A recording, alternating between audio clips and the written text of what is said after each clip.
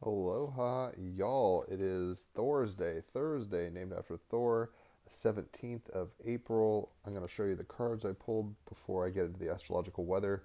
I'm a little out of it. I have a splitting headache, so pardon that.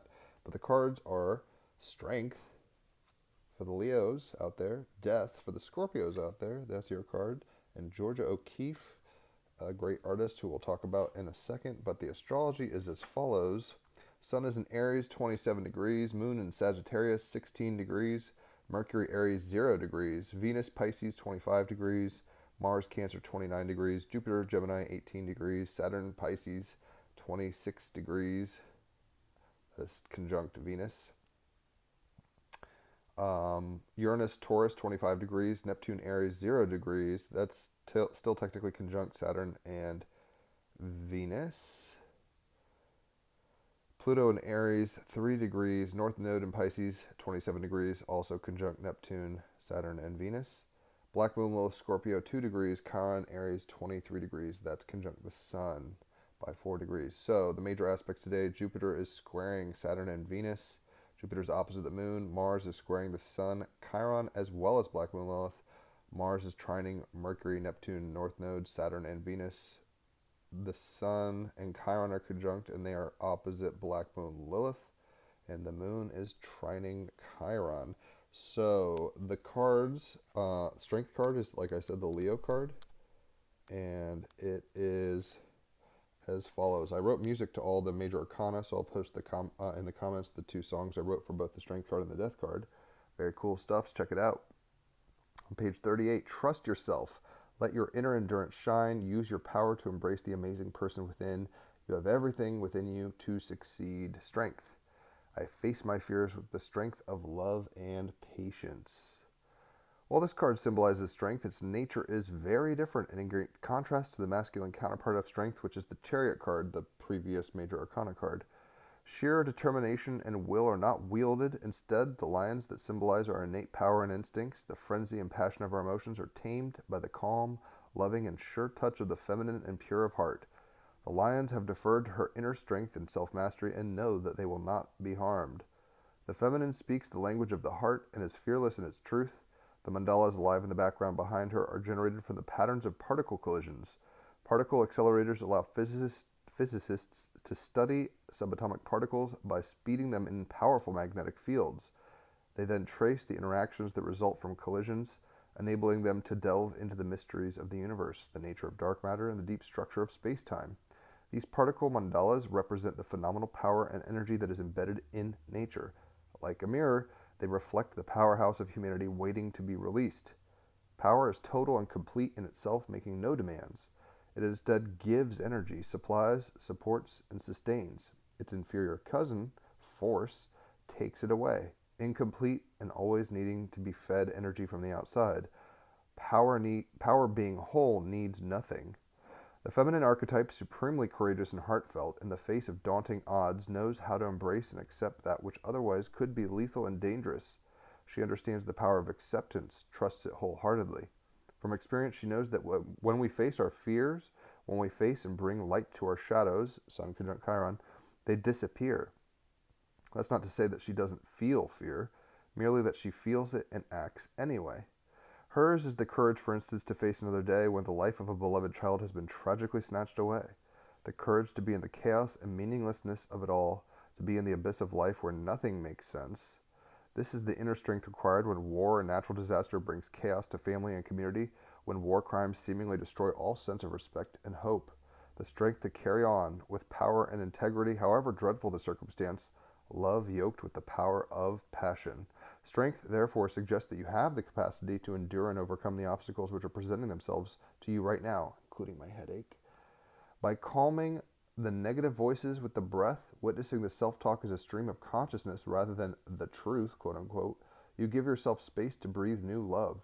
It speaks of being aware and acknowledging the instinctual energies that want to lash out and rage at the injustices of life, tempering them from the inner well of love, compassion, and kindness. It asks you to relinquish your doubts, realign with your principles and courage, and thus reveal your true inner strength. So trust yourself, let your inner endurance shine, use your power to embrace the amazing person within you. You have everything within you within you you need to succeed. Beautiful card. And the song I wrote for that is the most ethno-musicological kind of card. It's very Japanese. Check it out. So the strength card is the card of the day on this Thor's day, but the clarifying card is death, Scorpio card. So death is a pretty heavy archetype, obviously. And it is as follows. On page 48, I know that this too shall pass. Even my headache will go away eventually. Ending of a major phase is to be trusted. Surrender. Awaken to life and new growth. Strip yourself bare. Shuffle off your current identity and rebirth yourself. So I think on this Thor's day, we have the Sun conjunct Aries, Sun conjunct Chiron in Aries, and the Moon in Sagittarius. We need to find our truth. We need to get into our hearts and move in a place that's strong, powerful, courageous, in spite of the slings and arrows of outrageous fortune, in spite of the transformations, in spite of the fears and shadows and death, even ultimately. It doesn't mean you have no fear. It means it's tempered with compassion and love and awareness, right? So we can walk on the water. When you look at the water, you sink in the Bible story, right? When you look at an object that gives you strength, i.e. in that story, Jesus, what you find in your heart that you can walk on the water, and you meet these fears and harrowing situations with a courage and a caliber of soul that makes it so you can move forward. You don't just freeze up and get suicidal or whatever. So Georgia O'Keeffe is the artist on the wild card on this Thor's day. So Georgia O'Keeffe contemporaries, influenced by Freud, viewed her paintings through a gynecological lens. O'Keeffe still rolls in her grave when you compare her orchid to a vagina, disregarding her aesthetic range